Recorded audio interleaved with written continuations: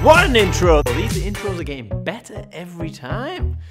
Well, that's my opinion anyway. If you do have an opinion, then comment underneath. Good or bad, I guess. Any comments are good. We like feedback. We don't like bad feedback.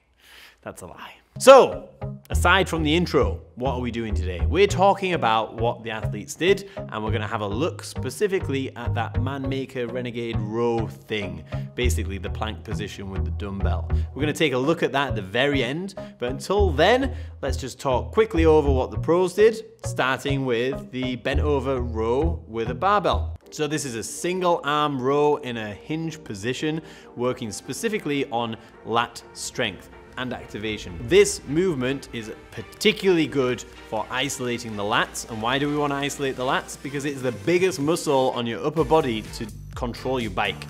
It's a much neglected muscle and often left out in favor of traps.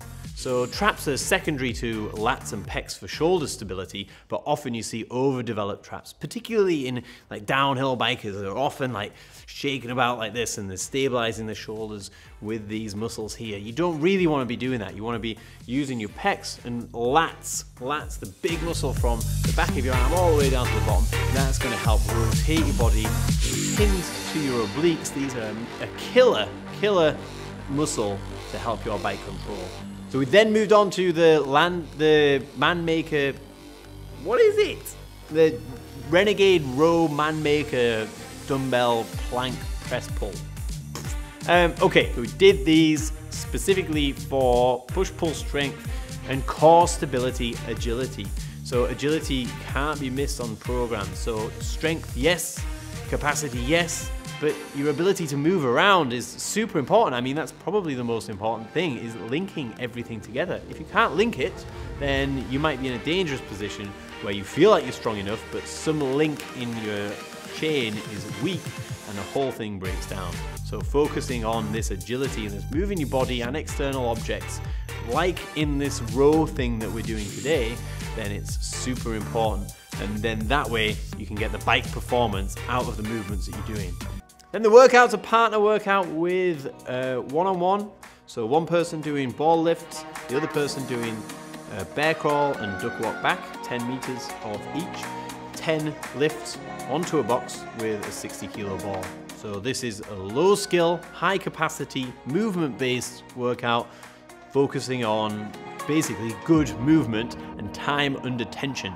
So like when you're riding your bike, most of the time you're under tension, so you don't get that rest. A lot of the interval stuff that we do is fantastic for capacity building, strength gains, intensity, lactic threshold, all of these things, but we can't ignore the fact that when you're riding, you're under tension the majority of the time. So workouts like this, where you're under tension the majority of the time, is going to reflect really well on your ability over your races, your race time domain, and of course your performance. So being able to do that well, not just being able to hang on, but do it well.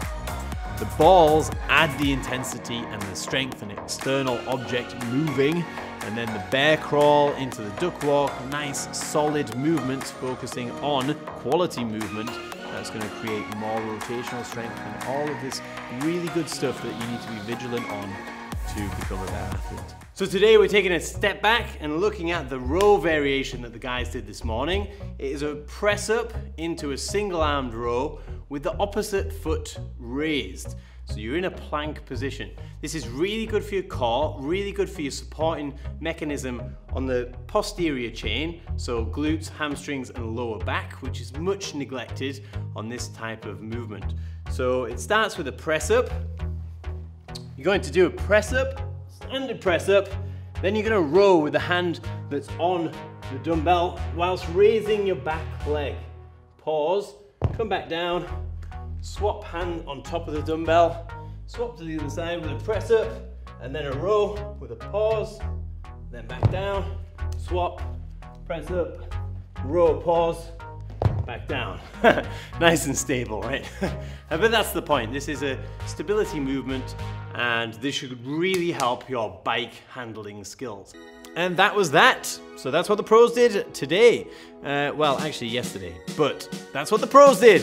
If you want to know exactly what you need to be doing in the gym, then sign up to one of our programs. This is what we do. Our specialism is writing programs for bike sports athletes, and we have just released a superbike program. So if you or any of your friends ride superbike, then tell them to check out our page. Follow our program for a month, because there's no minimum term, there's no danger. Sign up, follow it for a month. If you think it's absolutely bullshit, then don't follow. We've got no contracts, it's super easy to cancel, because we're confident that you're not going to want to cancel.